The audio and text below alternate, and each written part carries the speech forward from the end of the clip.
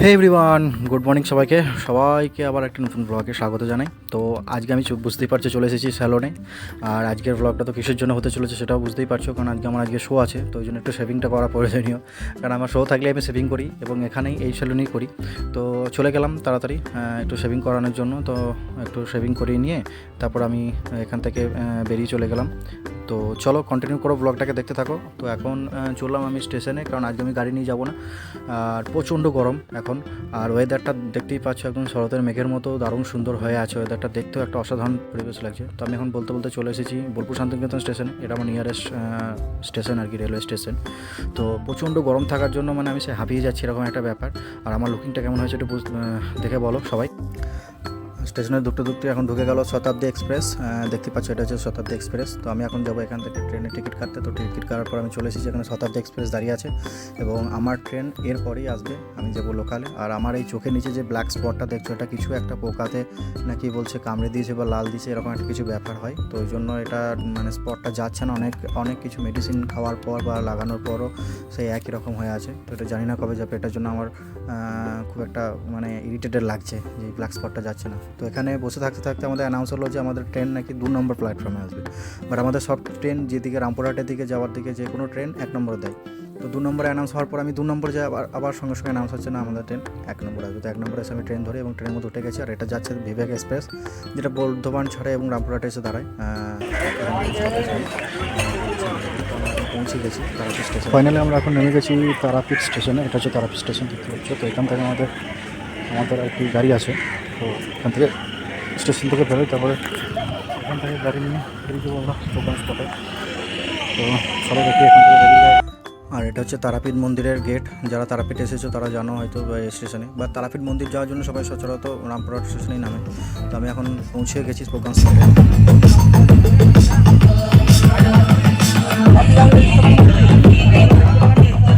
এবং আমাদের স্পটে ঢোকার সাথে আমাদের টিফিন দিয়েছিল একটা জলের বোতল। এবং টিফিনে কী কী রয়েছে তোমাদেরকে দেখাই। এখানে মিষ্টির ভাগটাই বেশি রয়েছে, কারণ এখানে 3 রকম মিষ্টি, একটা কচুরি ছিল এবং একটা ভুজিয়া ছিল টিফিনে। আর এখানে দেখতে পাচ্ছ আমাদের এখন শুরু হয়ে গেছে প্রোগ্রাম।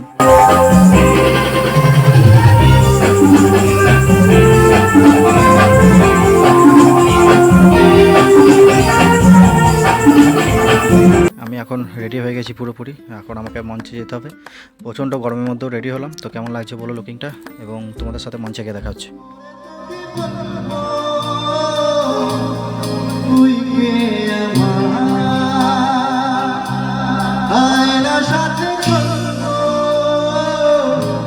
সব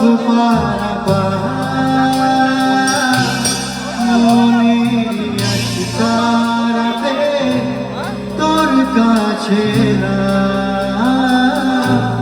হারিয়ে গেলাম, জানি না দিশে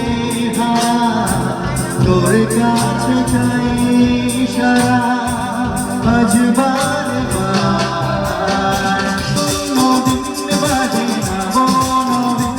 অবসাদে ঘিরে কাটা কবিতা কবিতা চাঁদ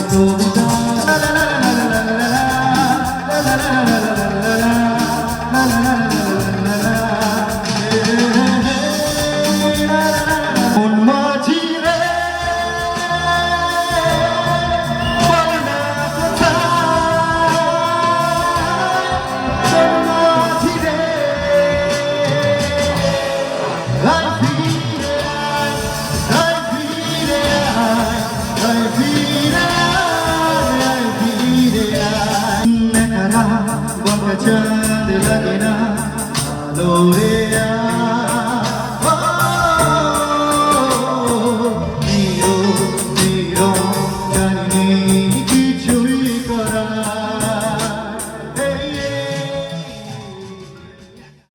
তো আমাদের প্রোগ্রাম আপাতত শেষ, এখন খাওয়া দাওয়ার পালা। এখানে দেখছো ফ্রাইড রাইস এবং আলুর একটা রেসিপি দিয়েছিল, মানে আলুর যেটাকে কী বলে কাশ্মীর আলু। তারপর আমাদের চলে এলো ভাত এবং ডাল, সাথে পটল আলুর একটা সবজি।